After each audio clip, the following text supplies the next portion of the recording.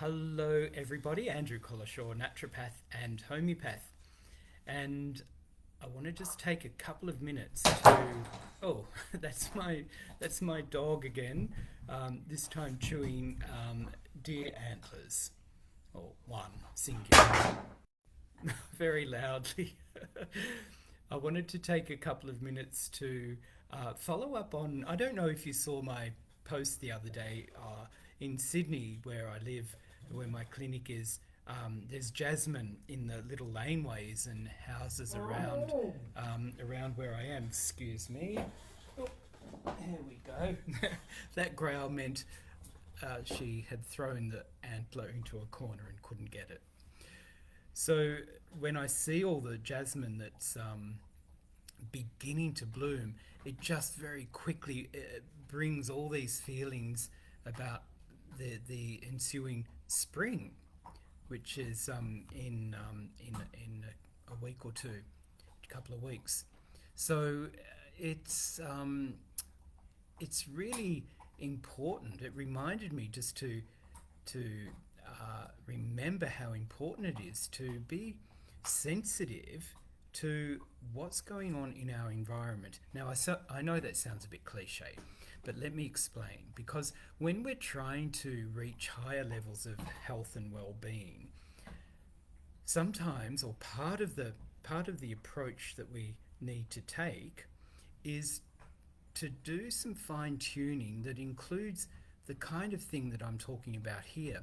And that is, wherever you are in the world, whether it's coming into autumn or spring or whatever, it's about acknowledging the changes that are happening, because the way we live, the way we go about our daily lives is different in all sorts of ways in the different seasons. So you can easily imagine in summer, for example, it's a season of expansion. You get out and you go to the garden, go to the beach, go bushwalking, um, do all sorts of outdoor activities. In winter, of course, it's more insular. We become not quieter, but we become generally more reserved, I think, is one way of putting it, or more insular, I think, is a good term. And it makes sense. You stay at home, you keep warm, you rug up by the heater or by a fire, and or if you're like me, you wear 60 layers of clothing to keep warm, and you eat soup, you have lovely homemade soup, all those sorts of things. Summer, it's out come the salads. So it's quite a contrast, isn't it, in how we live our daily lives. And it's two things. It's being sensitive to the changes, and in this case I'm talking about the seasonal changes. And second, it's about actually responding in a tangible way to those changes. And I remember at naturopathic college many years ago, there were naturopaths and there were people who did Chinese medicine, and there were different groups of people.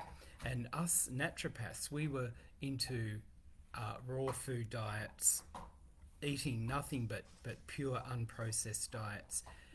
And in the middle of winter, although Sydney it doesn't get that cold, but still in the middle of winter, we'd all be sitting down to raw salad, raw food, and the Chinese medicine students used to laugh at us all because it caused an imbalance to our systems. But we were so focused on just not eating anything processed and not cooking out all the nutrients and enzymes. And they used to just think we were a little bit mad. And I kind of agree now. Well, not kind of, I do agree now. We were young, we were just learning, and we completely ignored the fact that winter requires a different kind of approach to diet in this case. So what I'm suggesting to you is have a think about wherever you are, summer, winter, autumn, spring, wherever you are, what kind of actions, how does it affect the way you behave? How does the particular season affect the way you behave, and are you actually listening to that and responding to that in a positive, demonstrable way?